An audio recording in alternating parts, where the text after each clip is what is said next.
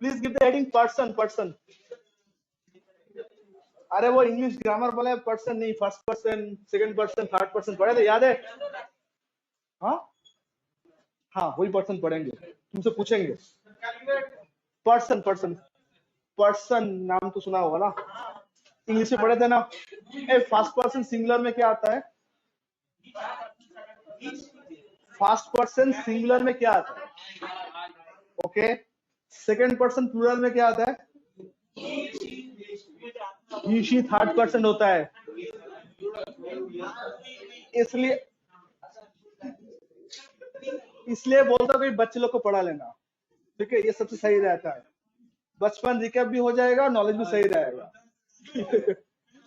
अच्छा, ये बड़ा पर्सन नहीं पढ़ रहे, सुनो सुनो सुनो सुनो, वो वाला पर्सन नहीं पढ़ रहे, सुनो।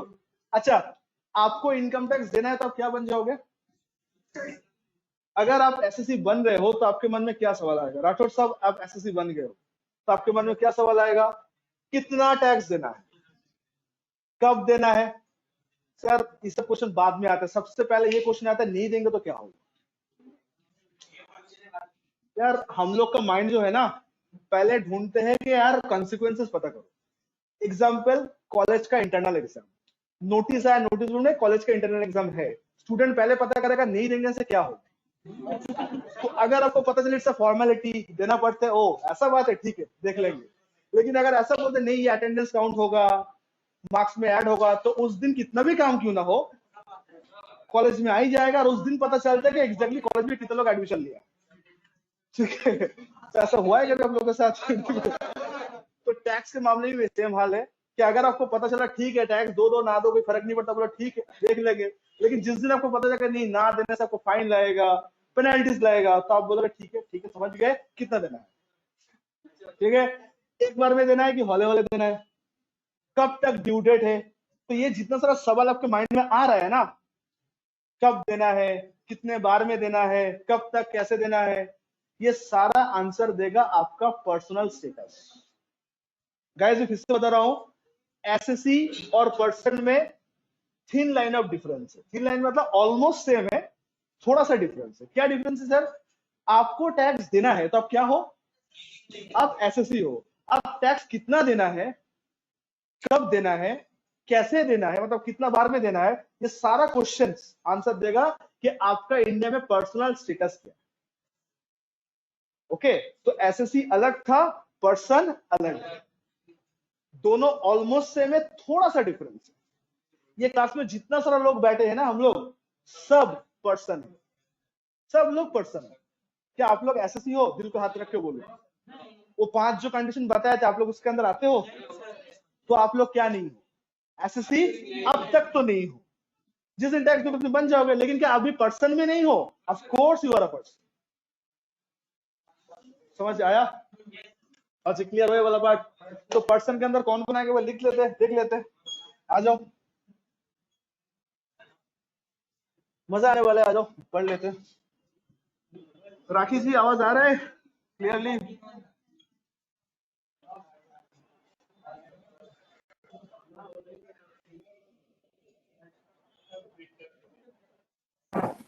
স্যার আমার এখানে সেমই প্রবলেম হচ্ছে, কেটে কেটে আসছে সাউন্ডটা। आप एक बार अपना कनेक्शन चेक करो madam, I think there must be a problem with the connection. Sound clear है। क्लियर है ना? हाँ, मेरे यहाँ पे नेट तो सही जा रहा है, इसलिए बोल रहा हूँ, स्पीड भी ठीक ठाक तो दे रहा है। हाँ जी दोस्तों, बढ़ के रहे हम लोग पर्सन ना। স্যার আমি যদি চাই নেক্সট টিম থেকে, স্যার স্যার স্যার हाँ आ जाइए। Hello sir. प्लस हाँ मैडम आ স্যার जाइए। বলছি আমি যদি চাই যে অফলাইন নিতে, তাহলে কি আমি আসতে পারবো? हाँ मैम, क्यों नहीं आ पाएंगे, आ सकते हो। पहले नाम लिख लूं कि पर्सन के अंदर कौन कौन आएगा? ए लिखो, ए सिद्धार्थ अंदर ग्रुप, सिद्धार्थ देखो लिखो।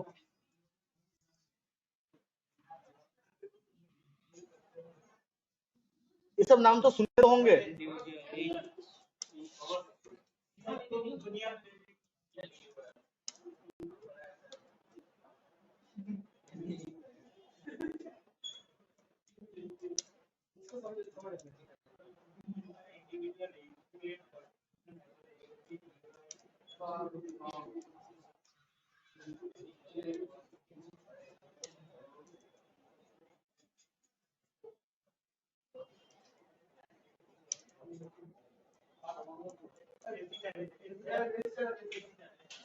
क्या प्रॉब्लम है सर?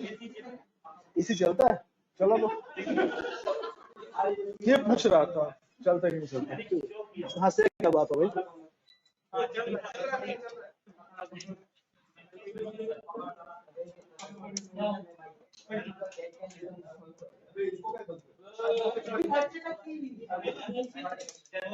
इसको ऑन रखो।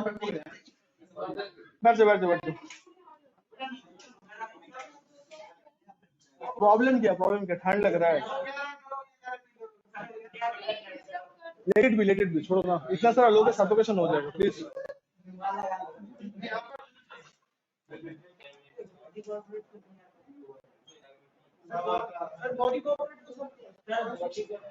क्या?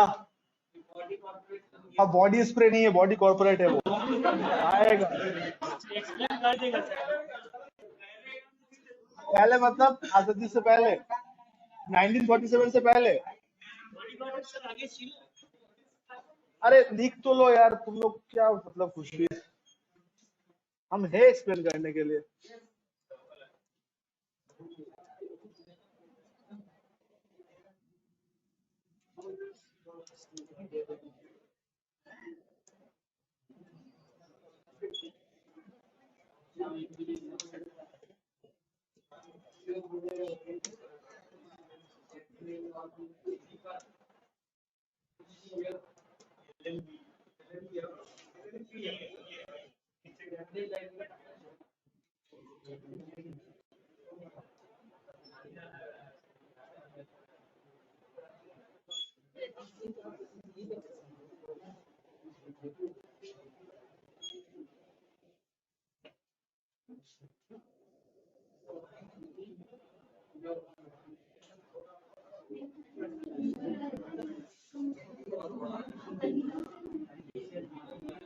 लिख लो।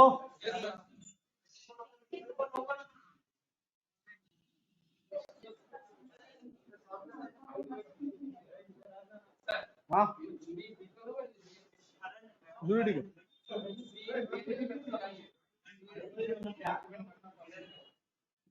क्या राइस दिखाई नहीं दे रहा? थोड़ा ऊंचा कर दे,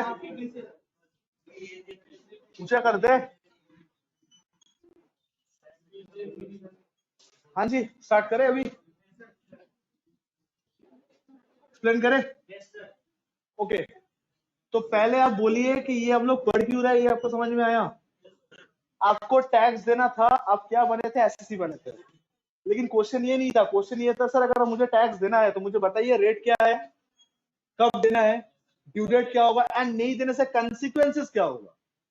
आज अगर मैं टैक्स पे नहीं करता हूं तो मुझे क्या पेनल्टी, क्या इंटरेस्ट, क्या मुझे जेल जाना पड़ेगा, क्या मैं अर्नब गोस्वामी शो में नहीं, कुछ नहीं, ठीक है, क्या मुझे लेके कुछ शोर टाइम बनेगा तो मैं करूंगा, नहीं तो नहीं करूंगा, ठीक है।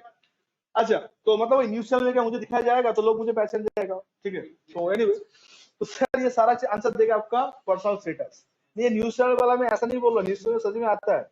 आज को अगर कंपनी डिफॉल्ट करता है ना तो उसका बैंड पूरा अच्छे से बजाया जाएगा, खास करके अगर उसका स्टॉक मार्केट में उसका शेयर ट्रेड होता है तो इसलिए कंपनी कभी भी, जो कंपनी लिस्टेड होता है, गवर्नमेंट के साथ टैक्स को लेकर कभी झमेला नहीं करता, क्योंकि उसको पता है अगर ऐसा गलती से भी कोई न्यूज आया मार्केट में तो सबसे ज्यादा दिक्कत होगा उसका स्टॉक प्राइस में, कि ये लोग टैक्स का घपला किया, तो पूरा न्यूज का 12 का 13 बना देगा एकदम पूरा। और आपको पता है कि न्यूज में मसला कुछ और लगता है, होता कुछ और इसी का फायदा लोग लेते हैं। तो चलो कोई बात नहीं, वो तो सर होते ही रहते हैं। तो ये सारा चीज का आंसर क्या देगा, इंडिया में आप क्या हो। तो सबसे पहले हम लोग किसका नाम लिखे हैं, इट्स इंडिविजुअल्स। सर जितना सारा अलाइव लोग है, हम आप सब लोग, इनकम टैक्स की नजर में सब क्या है, individual. We are all individuals. कोई बोलेगा sir if anyone has a family, वो भी इंडिविजुअल है। इनकम टैक्स की नजर में सब अलग अलग ट्रीट होगा। ओके याद रहेगा? तो हम लोग सब क्या है, जो लोग इतना बैठे हैं, वी आर ऑल इंडिविजुअल्स। अच्छा हिंदू अनडिवाइडेड फैमिली को हम लोग शॉर्ट फॉर्म में आप लोग बोलते होंगे एचयूएफ। कोई एचयूएफ का मेंबर हो यहाँ पे जिसका फैमिली में एचयूएफ है? कोई भी बंदा? हर वैसे में कोई ना कोई रहता है, इसमें कोई नहीं है कोई जॉइंट फैमिली वाला कोई नहीं हो? স্যার একবার রিপিট করবেন? HUF Hindu hello undivided sir. Family madam, Hindu undivided family HEF. Sir একবার রিপিট করবেন, বুঝতে পারছি না ওই জায়গাটা, কেটে গেল আওয়াজটা। मैम हम वही बोल रहे हैं, इस हिंदू अनडिवाइडेड फैमिली एशियन। अच्छा सुनो, इंडिया में एचईएफ बनने का कंडीशन क्या है? 3 कंडीशंस है। कोई अगर फैमिली, मैं रिपीट नहीं करूंगा प्लीज बात मत करो, सुनो, कोई भी फैमिली अगर 3 कंडीशन सेटिस्फाई करे तो वो फैमिली अपने आप को एचईएफ बोल सकते हैं। एंड प्लीज ये जो लॉ आपके सामने मैं डिस्कस कर रहा हूं अभी, ये लॉ इनकम टैक्स का है, कोई रिलीजन ने नहीं बनाया। तो यहाँ पे कोई रिलीजन मीनिंग ढूंढने मत जाइए, it's totally done by the law, income tax act ने बनाया। क्या लॉ है सर? अगर कोई फैमिली 3 कंडीशन, क्या क्या 3 कंडीशन है? Number 1, that family must be governed by the Hindu code law. हर एक रिलीजन का एक्ट होता है and you should act properly. जानते हो कि मानते हो ना बात को? हिंदू, मुस्लिम, क्रिश्चियन, सिख, ईसाई, जैन, सबका, बुद्धिज्म का सबका अलग अलग एक्ट होता है। रिलीजन का बात कर रहा हूं। तो ये फैमिली अगर एचईएफ माना जाएगा तो वो फैमिली कौन सा एक्ट को फॉलो करेगा? ऑब्वियसली हिंदू कोड लॉ को फॉलो करेगा। Point number 1। पॉइंट नंबर 2, जितना सारा मेंबर होगा सब एक ही फैमिली का रहेगा। ओके, मतलब फैमिली में जितना सारा लोग रहेगा सब एक ही फैमिली से बिलोंग करेगा, फिर पड़ोसी को इन्वॉल्व मत करना, ऑल आर सेम फैमिली, ठीक है। एंड लास्ट, फैमिली के पास कोई कॉमन प्रॉपर्टी होना चाहिए, कॉमन बिजनेस होना चाहिए जिससे इनकम हो रहा है। बस इनकम टैक्स पढ़ रहे हैं ना, तो इनकम ही तो मेरा टारगेट है। अतः कुल मिला के बात अगर करें तो हम साथ है टाइप फैमिली। हम आपके है कौन टाइप फैमिली? तो इस तरह का फैमिली अगर है तो वो इनकम टैक्स में क्या कहलाया जाएगा? Hindu undivided family. Okay, 3 condition फिर से बताऊं। नंबर 1, कौन सा लॉ फॉलो करेगा? हिंदू कोड लॉ फॉलो करेगा। फैमिली का सारा मेंबर जो है वो सेम फैमिली से होना चाहिए एंड कॉमन प्रॉपर्टी या कॉमन बिजनेस का सोर्स जहां से इनकम हो। तो जितना सारा बिजनेस के पीछे देखते हो ना, एंड सन्स एंड ब्रदर्स, ये एक फैमिली बिजनेस की तरह ही होता है। ठीक है, देखो ना, बड़ा बाजार में जाओगे तो बहुत सारे दुकान के नाम से लिखा रहता है, जैसे केसी पाल जो अम्ब्रेला वगैरह बेचते हैं, तो केसी पाल एंड सन्स बोलते हैं। भले वो कंपनी है बट वो एंड सन्स मतलब पूरा फैमिली बिजनेस होंगे। Every one of you getting this? हाँ या ना?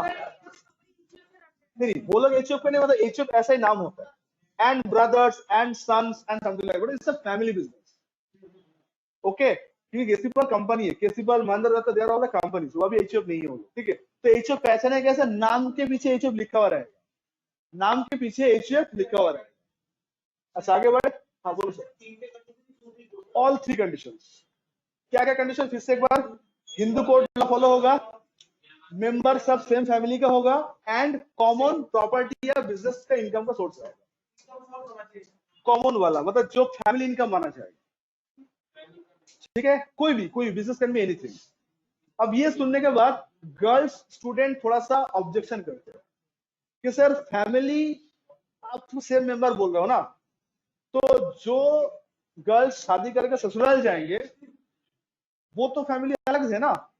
तो पहला कंडीशन हम क्या बोले थे कि there must be followed by the Hindu code law, और हिंदू कोड लॉ के हिसाब से ये बोला जाता है कि शादी के बाद ससुराल जो है काउंट वहां होगा।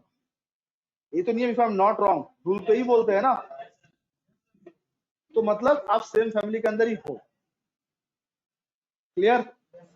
अच्छा, India is a secular country. आप बोलोगे सर खाली इन्हीं लोग का एडवांटेज क्यों, why not the other religion?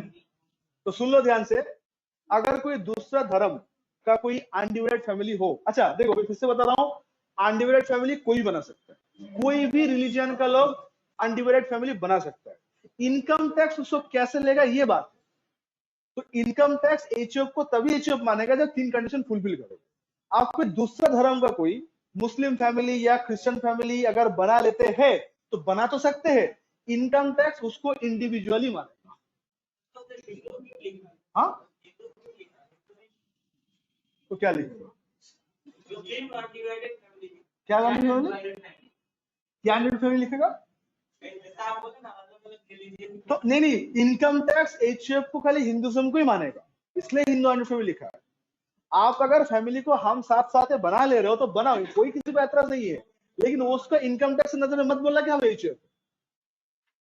तो हिंदुज्म को छोड़ के अगर कोई दूसरा तीसरा फैमिली अगर मतलब रिलीजन का फैमिली अगर अनडिवाइडेड बना लेते हैं, बना सकते हो, मेरा बात को ध्यान से सोचो, बना सकते हो, लेकिन इनकम टैक्स आपको उसको एचयूएफ नहीं मानने देगा। आप इनकम टैक्स नजर में इंडिविजुअल ही माना जाओगे, साथ साथ इधर अपना अपना माना जाएगा। अपना अपना समझते हो ना, जिसका फाइल उसका फाइल, ऐसे फैमिली माना नहीं जाएगा। हाँ, हिंदू लॉ को फॉलो करना है। अब यहाँ पे दो एक्सेप्शन और है। जैन फैमिली, आई मीन जो महावीर जैन जी का फॉलोअर है, एंड सिख फैमिली जो गुरु गोविंद जी का फॉलोअर है, अगर इन लोगों ने अगर बना लेते अनडिवाइडेड फैमिली, भले ये जैनिज्म को फॉलो करे या सिखिज्म को फॉलो करे, इनकम टैक्स के नजर में ये लोग भी एचयूए पे ही माना जाएगा। This are the two exception. Clear? Jainism जानते हो ना, जो महावीर जी को फॉलो करते हैं, ठीक है, तो जैनिज्म अगर है तो भी एचयूएफ माना जाएगा, और सिखिज्म जो है मतलब गुरु गोविंद सिंह जी का जो फॉलोअर है वो भी एचयूएफ ही माना जाएगा। लेकिन कोई Buddhist family, Christian family, Muslim family और अदर इधर दूसरा तीसरा रिलीजन अगर बना लेते हैं, बना तो सकते हो, बट इनकम टैक्स क्या मानेगा? इंडिविजुअली मानेगा। एचयूएफ के अंदर तीन ही आएगा, हिंदुइज्म आएगा, जैनिज्म आएगा एंड सिख आएगा। Clear everyone? Yes no? लिख लियो आप लोग अपने हिसाब से।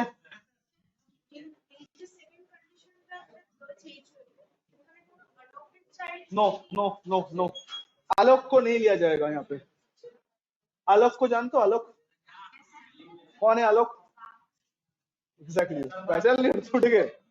एक मूवी आया था बच्चन साहब का भगवान बोल के, देखे वो वाला, जब सलमान खान का गेस्ट अपीयरेंस था, तो आलोक नाम था ना सलमान खान दोस्तों, तो आलोक नहीं आएगा यहाँ पे, ठीक है, वो आएगा तो बाहर रहेगा, ठीक है।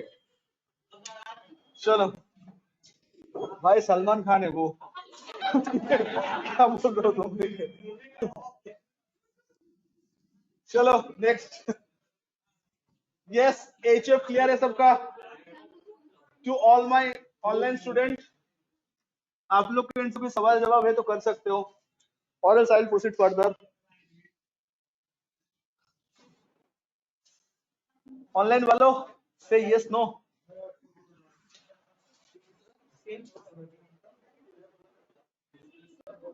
अच्छा, फार्म पार्टनरशिप फार्म, प्लीज ये अच्छे देखो, ये सब इनकम टैक्स का बेसिक्स है, फिर से बता रहा हूँ। बेसिक कॉन्सेप्ट आपको अगर क्लियर है माशाल्लाह, तो आपको कॉन्फिडेंस बहुत हाई रहेगा। ये साइंस बोलो, आर्ट्स बोलो, कॉमर्स बोलो, सब में सेम रूल है। तो एसएससी कौन है, असेसमेंट ईयर क्या होता है, प्रीवियस ईयर क्या होता है, ये क्या है, पर्सन क्या है, इससे अगर इर्द गिर्द सब पता है आपको, तो एक चीज तो आपके अंदर रहेगा, अंदर भर भर के रहेगा, वो है कॉन्फिडेंस। क्या यार कुछ भी आएगा सवाल नहीं, because I know the basic. तो दैट्स व्हाई थोड़ा फिल्मी एग्जांपल लेके, थोड़ा इधर उधर एग्जांपल लेके आप लोगों से इंटरप्रेट करो, ताकि आप लोग को अच्छा भी लगे और याद भी रहे। तो आई थिंक याद रहेगा, ठीक है, याद दिला देंगे, नहीं तो कोई बात नहीं, ठीक है। अच्छा, फार्म मतलब पार्टनरशिप फार्म। अब फार्म पहले अकेला था, उसके बाद इसके अंदर एलएलपी को जोड़ा गया। LLP stands for limited liability partnership firm. ये बात तो सबको पता होगा कि पार्टनरशिप फर्म खोलने के लिए एक जन की एक से ज्यादा, एटलीस्ट 2 जन को चाहिए। वो नीचे आएगा, वो फर्म नहीं, ठीक है गाइस। पार्टनरशिप फर्म बनाने के लिए एक की एक से ज्यादा, एटलीस्ट 2 जन होना चाहिए, मैक्सिमम 20 से ज्यादा होने से वो कंपनी बनाना पड़ता है। ये रूल आप लोग सीखे पढ़े हुए ना ऑनलाइन। तो आज एक पार्टनरशिप फर्म और एक एलएलपी में क्या डिफरेंस है? डिफरेंस है लायबिलिटी का। क्या लायबिलिटी सर? आज मान लो कोई 2 पार्टनर मिलकर पार्टनरशिप फर्म बना लिया, और उस पार्टनरशिप फर्म का मान लो बहुत लायबिलिटी आ गया, तो वो लायबिलिटी कैसे चुकाया जाएगा? पहले तो फर्म का एसेट देखा जाएगा। अगर एसेट कम पड़ जाता है तो हर एक पार्टनर पर्सनली लायबल हो जाता है वो लायबिलिटी को लेके आने के लिए। सर फिर से बोलिए। 2 जन मिलकर, 2 जन तो एटलीस्ट चाहिए ना, 2 जन मिलकर क्या बना लिया? एक पार्टनरशिप फर्म बना लिया। और मान लो पार्टनरशिप फर्म में बहुत सारा रूल है, Garner mural rule, maximum loss rule, बहुत सारा रूल होता है, वो डिसोल्यूशन का समय में आ रहा है। उसमें पार्टनरशिप फर्म बहुत लॉस किया, अब बंद होने वाला है, मतलब डिसोल्यूशन होने वाला है, बंद क्लोज होने वाला है। तो क्लोज जब करोगे, जितने लोग से पैसा लेके रखो तो चुकाना तो पड़ेगा, वो लोग छोड़ेगा आपको। तो जैसे ही पैसे का चुकाने का बारी आएगा, तो सबसे पहले पार्टनरशिप फर्म का एसेट बेचा जाएगा। मान लो लायबिलिटी है 10 लाख का, एसेट हुआ 5 लाख का, तो और 5 लाख का शॉर्टफॉल है, ये 5 लाख कहां से आएगा? ये जो पार्टनर था ना, ये 2 पार्टनर अब पर्सनली लायबल हो जाएगा। अब कौन सा पार्टनर कितना लेके आएगा, उसके लिए 4 रूल होता है। Maximum loss rule, Garner versus Murray rule, ऐसा रूल होता है कि कैसे वो पार्टनर घर से पैसा लेके आएगा। मतलब कुल मिला के बात ये होता है कि पार्टनरशिप फर्म का liability is equal to partners का लायबिलिटी। हो रहा है ना? वो तो बात का बात है, खुद को बैड डिक्लेयर करना, वो ऐसे इतना आसान नहीं है, उसके लिए बहुत ये करना पड़ता है। आप खुद को मत बोलो इंसॉल्वेंट, प्रूव करना पड़ेगा। तो गाइस आप समझ रहे हो कि पार्टनरशिप फर्म का लायबिलिटी, ये खाली फर्म का लायबिलिटी की पार्टनर्स की भी कैरी फॉरवर्ड हो रहा है, पार्टनर्स को भी कैरी फॉरवर्ड हो रहा है। ये सर नो? हाँ सर हो रहा है। एलएलपी में ऐसा नहीं होता है। एलएलपी का नाम ही है लिमिटेड लायबिलिटी पार्टनरशिप। मतलब कुछ भी हो जाए, पार्टनर्स तो उतना ही लिमिटेड रहेगा जितना उसका वादा किया हुआ है एलएलपी में। तो लोग एलएलपी क्यों बनाते हैं? 2 रीजन से बनाते हैं। जब private company, private limited company under perform करते हैं इंडिया, चलो दोनों एक साथ एग्जांपल दे तो समझ में आ जाओगे। अब पार्टनरशिप फॉर्म समझ में आया आप लोग को? कंपनी भूल जाओ, पार्टनरशिप फॉर्म समझ में आया? क्या समझ में आया सर? खोलने के लिए एक से ज्यादा लायबिलिटी जो है खाली फर्म का है कि पार्टनर्स का भी है? पहले फर्म का देखा जाएगा, नहीं हो तो पार्टनर्स भी एलिजिबल हो जाएगा। मतलब पार्टनरशिप फर्म में पार्टनर्स जो है वो लिमिटेड लायबिलिटी एंजॉय कर रहे हैं कि अनलिमिटेड एंजॉय कर रहे हैं? It's unlimited. We don't know कि लायबिलिटी कितना होने वाला है। जितना होगा आपको भी हिस्सा लेना पड़ेगा। अब हाथ खड़ा नहीं कर सकते, मैं क्यों नहीं, आपको लेना पड़ेगा। Sir what about the company? पहले कंपनी के बारे में समझने से पहले आपको पहले यह समझना पड़ेगा सर कंपनी कितने तरह का होता है। तो पूरा दुनिया में, आप चाहे साउथ अफ्रीका में हो या इंडिया में, ऑस्ट्रेलिया कहीं पे भी हो, कंपनी 3 तरह का होता है। सुन लो ध्यान से, उसके बाद आप लिखना, जो करना है आप अपने भाषा में लिख लेना। Number 1, company limited by share. Student को जैसे ही मैं बोलता हूँ कंपनी 3 तरह का होता है, स्टूडेंट बोलते हैं पब्लिक, प्राइवेट, 1%। ये क्लासिफिकेशन नहीं है, क्लासिफिकेशन पहले 3 अलग है। क्या अलग अलग है? Company limited by shares, guarantee company, unlimited company. ये 3 तरह कंपनी होता है। ये जो कंपनी लिमिटेड बाय शेयर्स बोले हो ना, इसी का ही 3 क्लासिफिकेशन है, private limited company, public limited company and 1% company. समझ रहे हो? तो आज कोई भी कंपनी का नाम उठा लो, इवन आईसीआई का भी नाम उठा लो, देखना लास्ट में लिखा रहता है या तो एलटीडी या तो Pvt LTD. Reliance industries limited, Tata consultancy services limited, ICICI bank limited. ये लास्ट में लिमिटेड शब्द क्यों जोड़ता है? क्योंकि ये लिमिटेड बाय शेयर्स है, इसलिए जोड़ना पड़ेगा। इंडिया में अगर आप कंपनी खोल रहे हो और कंपनी का शेयर्स अगर है, तो कंपनी के नाम के पीछे क्या लिखना पड़ेगा? आइदर एलटीडी या तो पीबीटी एलटीडी। पीबीटी मतलब प्राइवेट और खाली एलटीडी मतलब public.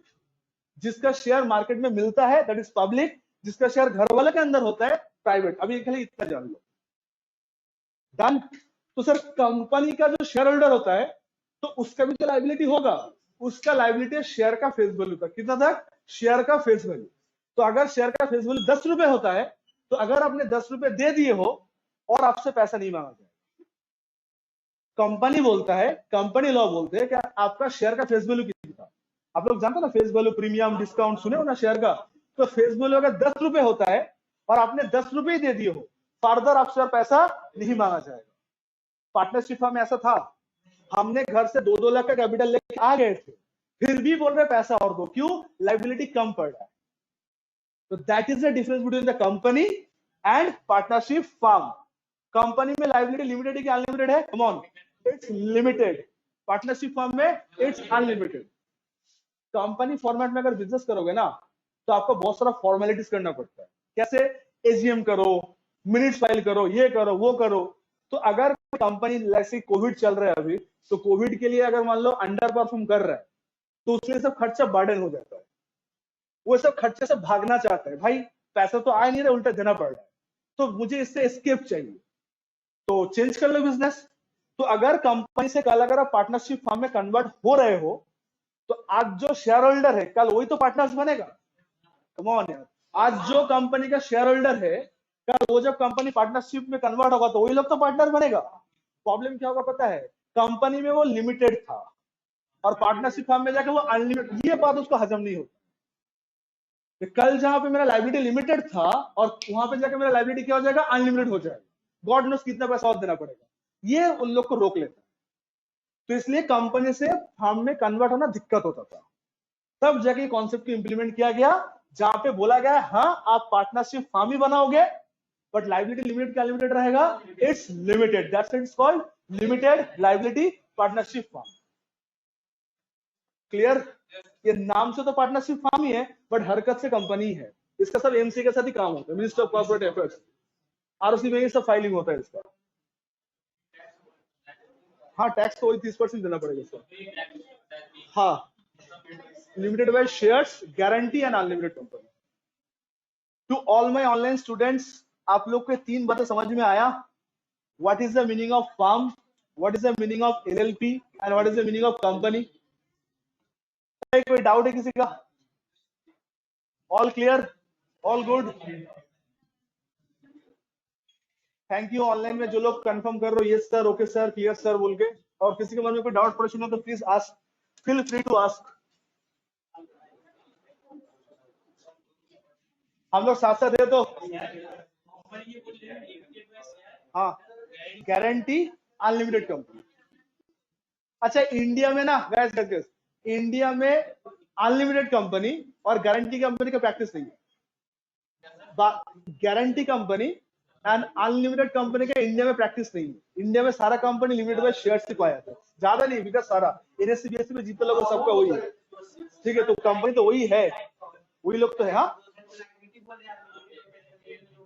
Sky is the limit, मतलब स्काई इज द लिमिट, मतलब जितना कंपनी का लाइबिलिटी उतना तुम्हारा। गारंटी कंपनी क्या है सुनना है? What is the meaning of guarantee company? तो पूछ लो, हम ही पूछे, हम ही आंसर दे, तो तुम लोग भी पूछ लिया करो। चलो कोई बात नहीं, बोल देगा। हाँ, गारंटी कंपनी खोल इंडिया, पहले बात तो इंडिया में है नहीं, ठीक है, मुझे तो आज तक नहीं दिखा। आप बोलोगे सर आप इंडिया देखे कितना, सही बात है, बट जितना हमने इंडिया देखा उसमें तो नहीं दिखा। ठीक है, अगर कुछ इंडिया में हिडन कुछ पार्ट है दैट आई डोंट नो। तो सर गारंटी कंपनी कॉन्सेप्ट किस तरह का है? कंपनी ओपन करने के लिए आपसे पैसा नहीं मांगा जाएगा, आपसे कमिटमेंट लिया जाएगा कि कंपनी जिस दिन बंद होगा आप घर से कितना पैसा लेके आ सकते हैं। तो सपोज मान लो आप लोग सब आए हो गारंटी देने के लिए। गारंटी का मतलब समझते हो ना, वादा करने। तो याद रखना जो वादा किया वो निभाना पड़ेगा। फिर उस टाइम पे मत बोलना क्या हुआ तेरा वादा, ठीक है, ये सब नहीं चलेगा उस टाइम पे, तो पूरा एग्रीमेंट कर लिया जाएगा। क्या तो नहीं देंगे तुम्हें, तो घुसने, फिर हम बोले घुसने कौन दे इसको, ऐसे बोल देंगे। ठीक है, तो आप लोग वादा कर रहे हो कि जैसे राजेश वादा कर रहे हैं कि सर कंपनी से बंद होगा, मैं 1 करोड़ रुपए लेके आएगा। हमने बोला भाई तुम कहाँ थे तब? ठीक है, तो राजेश अभी 1 करोड़ रुपए देना नहीं है, जिस दिन कंपनी बंद होगा बेटा चुपचाप उस दिन 1 करोड़ रुपए लेके आना। ठीक है, अभी नहीं, नॉट नाउ, जिस दिन बंद होगा।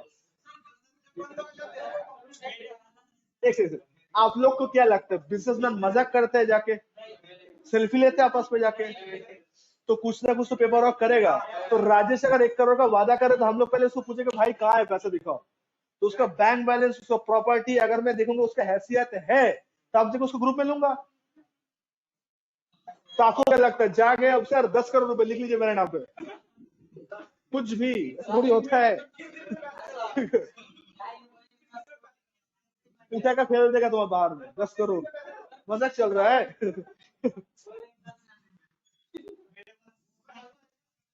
अच्छा, समझ में आया गारंटी वालों? इंडिया में ऐसा प्रैक्टिस नहीं होता है। ओके ओके ओके, शांत हो जाओ। हाँ, example of guarantee company India में नहीं है, मतलब हमने कभी आज तक पाला नहीं पड़ा, बट कॉन्सेप्ट ऐसा होता है। ठीक है, इंडिया में नहीं है। इसमें अनलिमिटेड कंपनी का मतलब होता है जहां पे शेयर होल्डर का लाइबिलिटी अनलिमिटेड है, लाइक पार्टनर। कंपनी जिस दिन डूबेगा उस दिन लाइबिलिटी उन लोग को भी लेके आना पड़ेगा। तो इंडिया में जितना सारा कंपनी है, आई रिपीट, एनएससी बीएससी में तो छोड़ ही दो, वो तो लिमिटेड बाय शेयर्स ही है। और जितना सारा लोग लिस्टेड नहीं हो चुके हैं वो भी सब लगभग लिमिटेड बाय शेयर्स है। क्योंकि इसलिए देखना इंडिया में हर एक कंपनी के पीछे क्या लिखा हुआ रहता है, आइदर एलटीडी या फिर पीवीटी एलटीडी। तो ये एलटीडी का मतलब क्या था? Limited. Limited by what? Limited by shares. हाँ, और उसके लिए कैलकुलेशन करना पड़ता है सर। 4 मेथड है, 4 मेथड के अंदर कोई एक मेथड में आ जाए, वो डिपेंड करता है। मैं डॉर्मेंट था तो मैं इक्वल क्यों दूं, मेरा जितना पड़ेगा उतना मैं दूंगा। पीवीटी वो प्राइवेट लिमिटेड होता है सर, और खाली एलटीडी पब्लिक। क्या गारंटी में? अरे भाई उसमें ऐसे गाइस, ऑक्शन सुने और ऑक्शन होता है, तो ऑक्शन में जो लोग पार्टिसिपेट करता है पहले उन लोग को बैंक बैलेंस दिखाया जाता है कि ऑक्शन में आने के लिए एलिजिबल है कि नहीं। तो वहां पे जाके खाली दाम बढ़ा रहे हो, एक जन बोला 10 लाख, तो बोला 15 लाख, तो पता है तुम्हारे पास है नहीं, ठीक है। फिर वो बोले चलो 20 लाख, ये तो गलत बात है ना, तो ये ऐसा नहीं होता, ठीक है।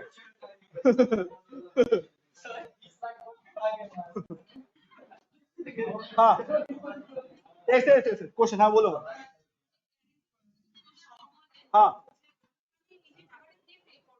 जो गारंटी दे रहा है, गारंटर जो बोला है कि वादा किया है, वो लोग उसका एक सेकंड गाइस, कंपनी में अगर शेयर है तो शेयर होल्डर बनता है और वहां पे गारंटी होल्डर होता है, तो वो लोग को देना पड़ेगा। ये 4 तक क्लियर है ना? 1 2 3 4 क्लियर? 5 में जाए। कंपनी वही तो बोल रहे, बॉडी कॉर्पोरेट का मतलब होता है इट्स कंपनी। समझ में आया? कंपनी का थोड़ा अच्छा वाला नाम है बॉडी कॉर्पोरेट, निकनेम है कंपनी। हैप्पी? तो ये कंपनी है।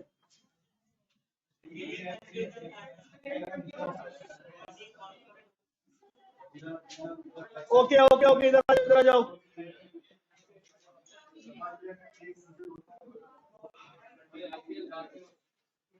विकास बाद में समझाना, सुनो विकास, ठीक है। एसोसिएशन ऑफ पर्सन, ठीक है, ध्यान से सुनो, ये नया है। पहला 4 कभी ना कभी लाइफ में आप देखे होंगे। इंडिविजुअल तो हम लोग है ही सिंस हैप्पी बर्थडे से, मतलब जब से आए थे तब से। अनडिवाइडेड फैमिली आसपास दिख जाएगा, ठीक है, जैनिस फैमिली में बहुत दिखता है, अनडिवाइडेड फैमिली बना लेते हैं वो लोग ने। एलएलपी फार्म, वो तो सर पता ही है, बचपन से पार्टनरशिप फॉर्म का सम करते करते यहाँ तक पहुंचे। कंपनी ऐसे खुद एक कंपनी है। ये 4 चीज तो हम लोग बहुत फेमिलियर है इन द सोसाइटी। बाकी जो 3 चीज है क्वाइट फेमिलियर है, quite bit of familiar, but ये भी फॉर्मेशन होता है।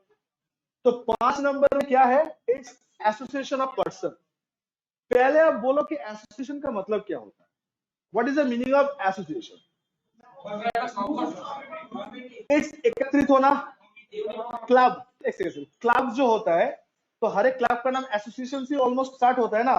तो क्लब में हम लोग क्या करते हैं? एकत्रित होते हैं, हो गया, कोई टास्क परफॉर्म करते हैं, कोई स्पोर्ट्स, कोई कल्चरल इवेंट, कोई भी एक्टिविटीज करते हैं। तो एसोसिएशन का मतलब होता है हम लोग एक साथ एकत्रित होना, ठीक है। तो आप यहाँ पे किसको एकत्रित कर रहे हो बोलो तो पर्सन को, और अब पढ़ भी क्या रहे हो बोलो तो पर्सन ही पढ़ रहे।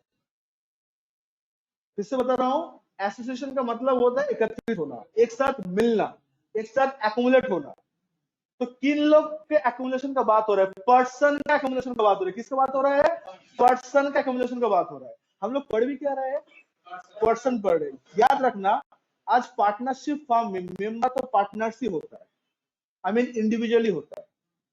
एक पार्टनरशिप फॉर्म दूसरा पार्टनरशिप फॉर्म में फॉर्म मेंबर नहीं हो सकता नॉर्मली। हिंदू अनडिवाइडेड फैमिली पहले होता था, फिर लॉ को चेंज करके बोल दिया कि जो मेंबर जाएगा वही रिस्पॉन्सिबल रहेगा, पूरा फैमिली रिस्पॉन्सिबल नहीं रहेगा। लेकिन आज एसोसिएशन ऑफ पर्सन के अंदर अगर आपको मेंबर बनना है तो आप कोई भी हो सकते हो। मतलब एओपी के अंदर एक से ज्यादा लोग रहेगा और इन लोग का स्टेटस कुछ भी हो सकता है। एक एओपी और एक एओपी का मेंबर बन सकता है। एक कंपनी, एक पार्टनरशिप फर्म, एक इंडिविजुअल मिलके भी एओपी बना सकता है। 4 कंपनी, 4 पार्टनरशिप फर्म, 10 इंडिविजुअल को लेके भी एओपी बना सकता है। Its association of person. और हम लोग पढ़ भी क्या रहे हैं? पर्सन। पर्सन के अंदर एक जन आता है कि 7 जन आता है? तो 7 जन यहाँ पे आ सकता है। आके क्या बना सकता है? एक एसोसिएशन बना सकता है। Association of what? Of person. समझ गए हो? अब हम लोग जब मिलेंगे, मिलने का तो पर्पस तो होगा, it's not a family reunion कि साल भर मिल रहे हैं, कोरोना के टाइम चलो रियूनियन कर लेते हैं, बहुत फैमिली किया भी होगा इस बार, बाहर में था मिलना है तो बट इंडिया के रियूनियन हो गया। तो सर ऐसा फैमिली रियूनियन का बात नहीं हो रहा है, यहाँ पे एकत्रित होने का पर्पस ये है कि आप कोई टास्क परफॉर्म करने वाले हो। मतलब सर हम लोग सब रोड डिस्कशन देने जाने वाले हैं, एकत्रित होके बिजनेस एक्टिविटी करने वाले हैं, जिसका प्राइमरी पर्पस होगा प्रॉफिट। तो अगर आप लोग एकत्रित हो रहे हो, होके कोई चीज का सोच रहे हो कि करना है, तो दैट सोच शुड बी प्रॉफिट। तब जाके आपका संगठन को क्या बोला जाएगा? इट्स एओपी बोला जाएगा। समझा पाया आप लोग को? साथ साथ होने का रीजन ढूंढना पड़ेगा। रीजन क्या है? प्रॉफिट अर्न करना है। तो आज कोई भी क्लब का बात करो, तो जो क्लब दुर्गा पूजा काली पूजा जैसे ऑर्गेनाइज करते हैं, तो वो लोग मिलके ही तो करते हैं, तो वो लोग का प्रॉफिट ओरिएंटेशन नहीं है, they are promoting a culture, या तो स्पोर्ट्स या तो कल्चर या फिर कुछ, तो वो एओपी नहीं माना जाएगा। और जो एओपी नहीं माना जाएगा वो सीधा आ जाएगा एजेपी में, आर्टिफिशियल जुरिडिकल पर्सन में आ जाएगा। आर्टिफिशियल जुरिडिकल पर्सन के अंदर सबसे आप लोग का फेवरेट एक जन का नाम लूंगा, आप लोग फैन हो जिसका, इट्स कैलकाटा यूनिवर्सिटी। अरे भाई तुम लोग को ग्रेजुएट कौन किया? कुछ तो शर्म करो, सीयू तो किया, तो प्यार करना चाहिए कि सीयू को। क्या सीयू टैक्स पे करता है? क्या अच्छा सीयू का इनकम है?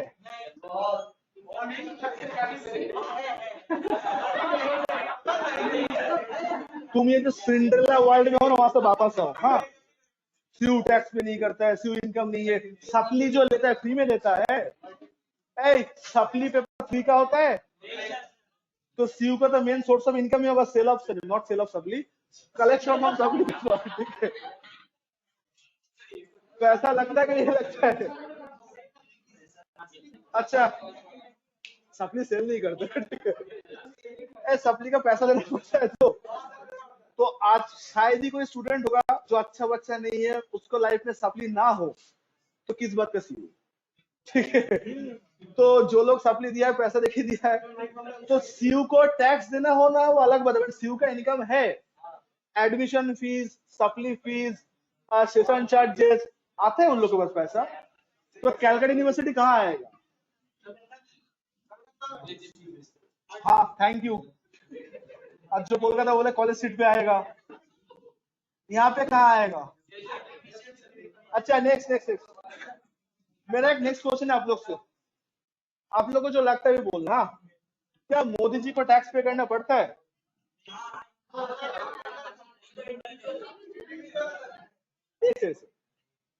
Honourable prime minister of the India Narendra Modi ji को टैक्स पे करना पड़ता है, हाँ या ना?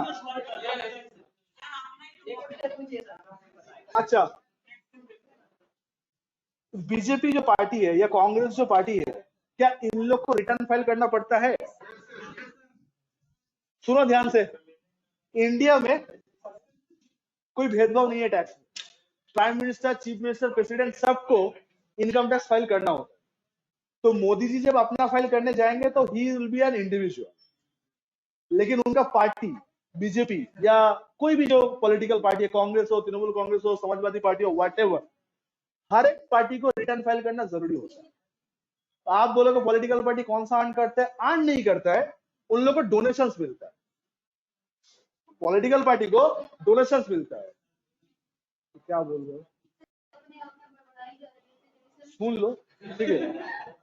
अच्छा, तो पॉलिटिकल पार्टी को ये बोलना पड़ता है कि कहां कहां से डोनेशन आया और कितना उसके पास सरप्लस फंड है। अच्छा, पॉलिटिकल पार्टी को छोड़ो, इंडिया में जितना सारा ट्रस्ट है, धार्मिक ट्रस्ट, चाहे वो अजमेर का मोइनुद्दीन चिश्ती का ट्रस्ट हो या वैष्णो देवी का ट्रस्ट हो या भारत सेवाश्रम हो, क्या इनके पास 1-2 लाख रुपए है? करोड़ों अरबों का है। नॉट ओनली रुपए, काइंड भी बहुत सारा है। मानते हो कि नहीं मानते हो? क्या इन लोग को फाइल करना पड़ता है? Answer is yes. तो ये लोग जब फाइल करने जाएंगे इनकम टैक्स रिटर्न, देखो मैं एक बात बोलो, टैक्स का बात नहीं कर रहा हूं, आपको बताना पड़ता है कि डोनेशन कितना आपके पास आया, कितना अपने वेलफेयर के खर्चा, कितना आपके पास सरप्लस है।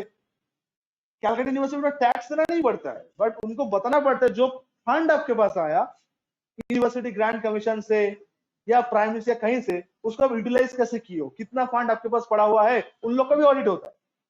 तो वो लोग जब अपने आप को रिटर्न फाइल करने जाएगा तो क्या बताएगा, क्या वो इंडिविजुअल है, क्या कैलकाटा यूनिवर्सिटी कंपनी है, तो क्या है सर, वो आर्टिफिशियल जुरिडिकल पर्सन है, आर्टिफिशियल, नॉट बीजेपी, ठीक है।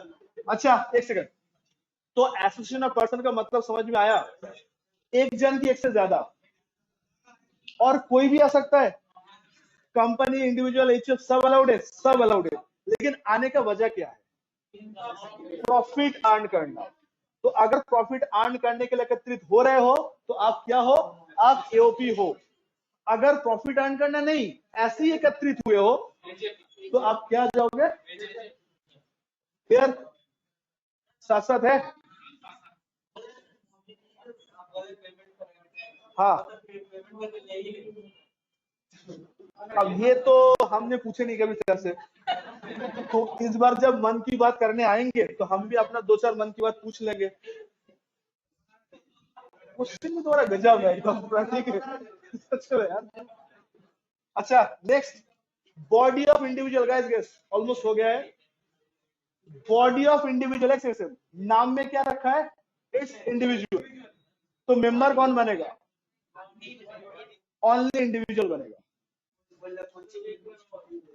आई रिपीट गाइस, एओपी के अंदर मेंबर कौन बन सकता है, एनीवन, एनीवन, ये 7 के अंदर कोई भी चलेगा। इसके अंदर खाली एक ही जन बन सकते, कौन, अरे नाम ही तो इंडिविजुअल, तो इंडिविजुअल ही बनेगा। एक की एक से ज्यादा, ऑब्वियसली एक से ज्यादा ही, लेकिन यहाँ पे एकत्रित होने का रीजन जो है वो प्रॉफिट ओरिएंटेड हो भी सकता है, ये भी हो सकता है। मतलब बीओआई फॉर्म करने के लिए एक जन की एक से ज्यादा जन चाहिए, एक से ज्यादा जन चाहिए। अब ये फॉर्मेशन के पीछे रीजन प्रॉफिट ओरिएंटेड हो भी सकता है, नहीं भी हो सकता। बीओआई का एग्जांपल मत पूछो, मैं दे नहीं पाऊंगा, बट एओपी का एग्जांपल है मेरे पास, सुनोगे। एओपी कौन है इंडिया में, गर्ल्स लोग जो हो वो लोग को समझ में ज्यादा आएगा, क्योंकि आप ही लोग ओरिएंटेड एग्जांपल है, बिकॉज कॉस्मेटिक्स आप ही लोग ज्यादा यूज करते हो, ठीक है।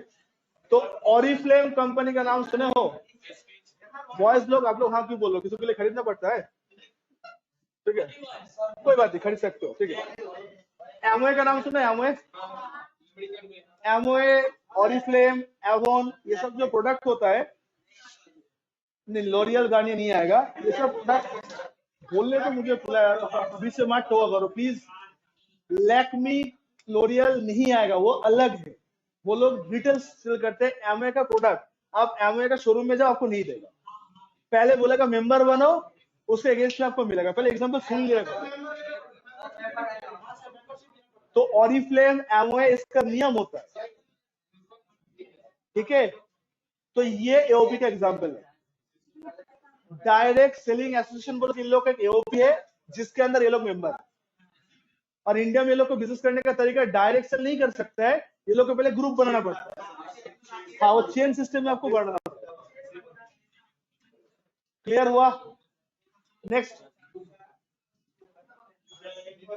अच्छा आप लोग लिख ले रहे हो जो बात बोल रहे हैं हम लोग अपने भाषा में, तो एक बार फिर से आपसे अगर पूछा, अच्छा इससे 2 ही सवाल पूछा जाता है, एओपी और बीआई के बीच क्या डिफरेंस है। एओपी का मेंबर कोई भी बन सकता है, बीआई का मेंबर कौन बनेगा, one and only individual. Purpose जो एओपी का है, there must be profit oriented, BI में हो भी सकता है, नहीं भी हो सकता है, ठीक है। लोकल अथॉरिटी के अंदर लिख लो, 3 जन आएगा, लिख लो, municipality, panchayat and cantonment board. Local authority के अंदर 3 लोग आएगा, municipality, panchayat and cantonment board. Cantonment board, cantonment board, CANTONMENT, cantonment board, हाँ बोल रहे आप लोग, लिख तो लो, उसके बाद में एक्सप्लेन कर रहा हूं। अच्छा म्युनिसिपैलिटी, पंचायत को तो पहचानते हो, इसमें तो कोई शक नहीं है, now sir please tell me cantonment board कौन है? सुन लो ध्यान से, कैंटोनमेंट बोर्ड होता है जो एरिया मिलिट्री के अंदर आता है। हम लोग को जो ईडन गार्डन है, ठीक है, यहाँ पे अगर आपको मैच या कुछ भी आपको करना है, पता है परमिशन किसका लगता है? केएमसी के परमिशन से नहीं होता है। 4 to 11 है ना, हम लोग जानते हो ना हम लोग का। अभी 26 जनवरी आ रहे हैं तो फिर से सब लोग बाहर आएंगे, थोड़ा अपना प्रदर्शनी दिखाएंगे, रेड रोड तो पूरा सजा देते हैं एकदम पूरा, तो 4 to 11 का है।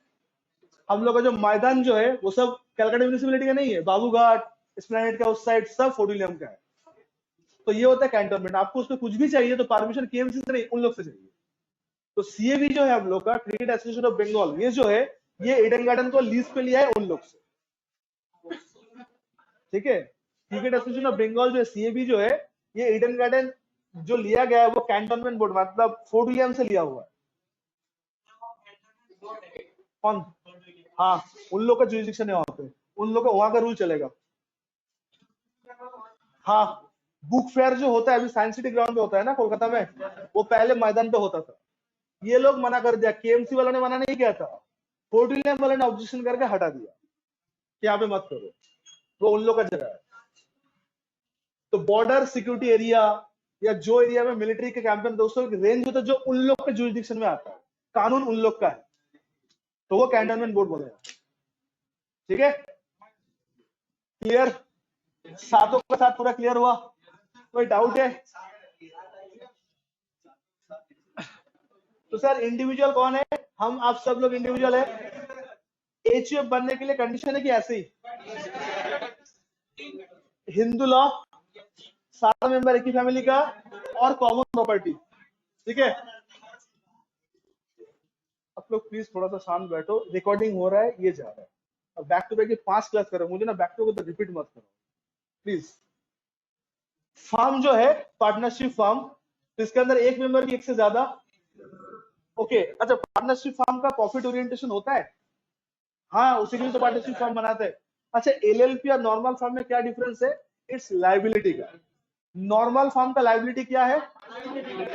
पार्टनर्स का लायबिलिटी की फार्म का? पार्टनर्स का लायबिलिटी। लिमिटेड लायबिलिटी में लिमिटेड रखते हैं। बॉडी कॉर्पोरेट मतलब इट्स कंपनी। तो इंडिया में जो कंपनी है वो limited by what? Limited by shares.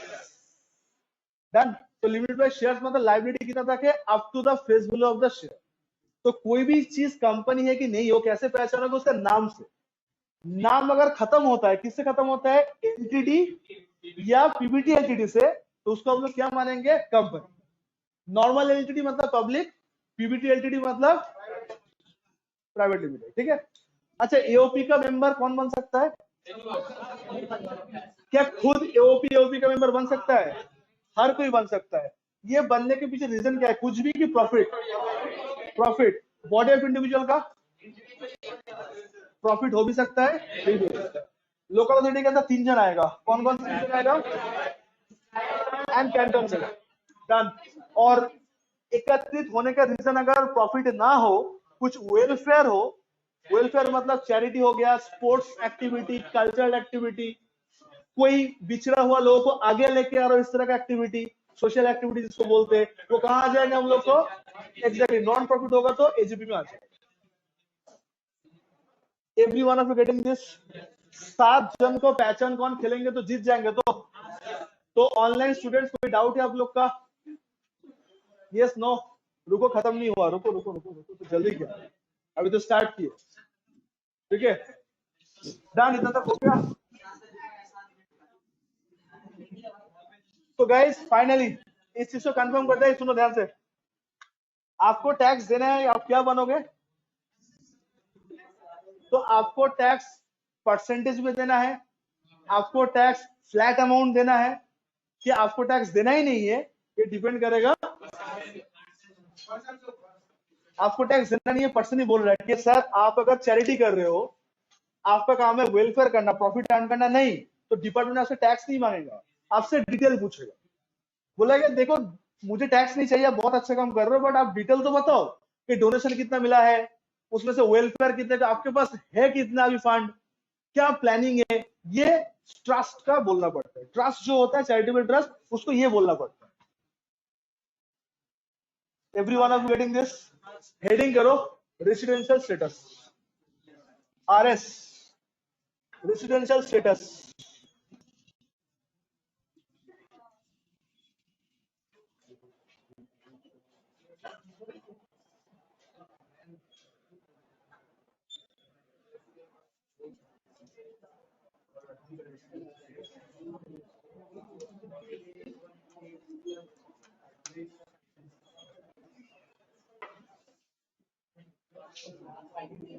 Guys आप लोग बीकॉम में रेसिडेंशियल स्टेटस पढ़े हो? ये कहीं पढ़ा हुआ है आप लोग का बीकॉम में? तो जब आप पढ़े थे तो क्यों पढ़े थे?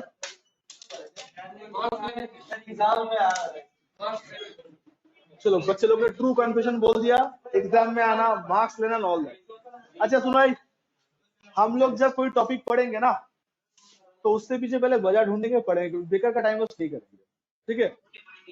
तो रेसिडेंशियल स्टेटस जो है इसका मतलब क्या है वो जानने से पहले आपको समझ नहीं पड़ेगा वो क्यों पढ़ना है। तो मैं कुछ एग्जांपल दे रहा हूं आप लोग को, आप लोग खाली बताना कि इस केस में क्या होना चाहिए। आईपीएल जब चलता है तो इंडियन प्लेयर के साथ साथ फॉरेन प्लेयर भी आते हैं। आईपीएल के टाइम पे सब इंडिया में पाया जाता है। 3 मंथ का मोरलेस कैंपेन आईपीएल का होता है। मैच 1.5 महीना चलता है और उससे पहले 1.5 महीना से ऑक्शन चलता है, प्लेयर का ट्रायल चलता है, सब कुछ होता है। तो मोरलेस 3 मंथ आपको इंडिया के साथ कनेक्ट टच एक्टिविटी रखना पड़ता है। तो देसी जो है वो तो छोड़ दो, विदेश से जो लोग आते हैं, क्रिस गेल, डेन ब्रावो के अलावा या पैट कमिंस लोग जैसे जो आते हैं, जो इंडिया में काफी ज्यादा पैसे में बिकता है।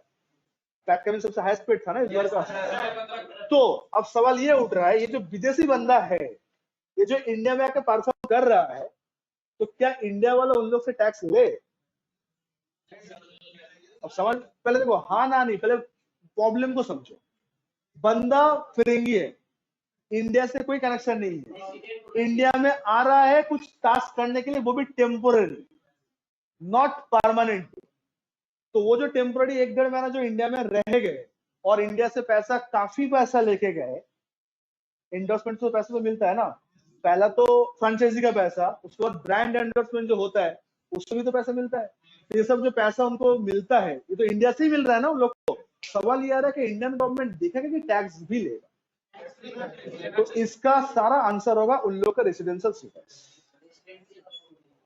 तो आज कोई भी इनकम के ऊपर इंडिया वालों टैक्स लेगा या नहीं लेगा, ये डिसाइड होता है कि इंडिया में आपका रेसिडेंशियल स्टेटस क्या है। इंडिया में आपका रेसिडेंशियल स्टेटस क्या है?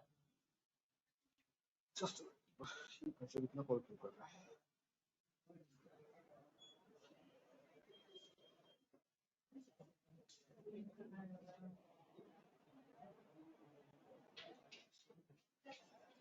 ओके, समझे कि नहीं समझे? बोलो हाँ या ना।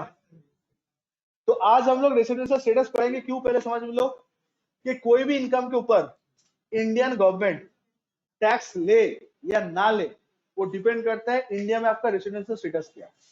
Point number 1। And please, residential status का मतलब ये नहीं कि इंडियन सिटीजन अब बन गए। It is a number of days कि इंडिया में आप कितना दिन हो, उसके हिसाब से आपका इंडिया में रेसिडेंट नॉन रेसिडेंट तय होता है। इससे सिटीजनशिप का कोई लेना देना नहीं है। मतलब आप इंडिया में रेसिडेंट हो, मतलब इंडिया में आपका वोटिंग राइट है, डजंट मैटर। आप इंडिया में रेसिडेंट हो, इसका मतलब आपका वोटिंग राइट भी है, ऐसा कोई जरूरी नहीं है। आप इंडिया में नॉन रेसिडेंट हो बट इंडिया में वोटिंग राइट चला गया, ऐसा भी बात नहीं है। वोटिंग राइट आपका इंडिया में है या नहीं है ये तय करता है संविधान। मालूम है ना कि इंडियन सिटीजनशिप अब बनना है तो उसके लिए कानून कौन बनाया? संविधान ने बनाया है। ये कानून संविधान ने नहीं बनाया, ये कानून कौन बनाया? इनकम टैक्स वालों ने बनाया। इनकम टैक्स वाला कानून बनाया मतलब इनकम टैक्स लेने के लिए बनाया। तो this is only made for the income tax only. इससे आपका सिटीजनशिप के साथ कोई लेना देना नहीं है। समझ में आया बात? तो हम लोग पर्सन में कितना लोग को नाम लिए? 7। तो 7 लोग के लिए पढ़ना पड़ेगा कि इंडिविजुअल कब यहाँ पे रेसिडेंट माना जाएगा, हिंदू अनडिवाइडेड फैमिली कब रेसिडेंट माना जाएगा। अब एक एग्जांपल लेते हैं, ठीक है सर? ऐसा भी तो बहुत बार होता है कि इंडियन स्टार जो होता है हम लोग का, वो लोग बहुत बार बाहर जाके बहुत परफॉर्म करते हैं। अब एक टाइम पे एक सिंगर बहुत पॉपुलर हुआ था, I mean Indian rap music अगर बोलोगे तो वही सबसे ज्यादा लेके आया था। बादशाह तो उसके बाद आया है। 2013, 2012, 2014 हनी सिंह का ही था पूरा। तो हनी सिंह का जो अगर पढ़ाई जो है अगर आप देखोगे, वो ट्रिनिटी कॉलेज ऑफ लंदन से वो म्यूजिक में मास्टर्स किया, मतलब थोड़ा सा पढ़े लिखे वाला सिंगर है, मतलब सिंगिंग के ऊपर उसको पढ़ाई है, ठीक है। तो वो भाई साहब ऐसा बहुत बाहर जाके परफॉर्म किया। तो सपोज मान लो आज बादशाह हनी सिंह या फिर जो भी वो डिवाइन का जो सिंगर है, क्या नाम है उसका, उसका नाम क्या है, उसका नाम क्या है यार, स्वैग नहीं पूछा, नाम पूछा, और डिवाइन का सिंगर का नाम तो कुछ होगा, थोड़ा तुम लोग से कुछ नहीं होगा, ठीक है। अच्छा जो भी है, गली बॉय टाइप जो भी है सब रैपर जो है, डिवाइन का वो जो अभी डिवाइन टॉप में जा रहा है ना, जिसको टाइम स्क्वायर में जिसका नाम भी आ गया था, तो ये लोग अगर बाहर जाके परफॉर्म करते हैं तो ऑर्गेनाइजर भी बाहर का है, पैसा क्या इंडियन करेंसी मिला है कि बाहर का करेंसी मिला। लंदन में जाके कोई अगर परफॉर्म कर रहा है तो पैसा लंदन वाला यूरोज में देगा ना कि इंडियन रुपये में देगा।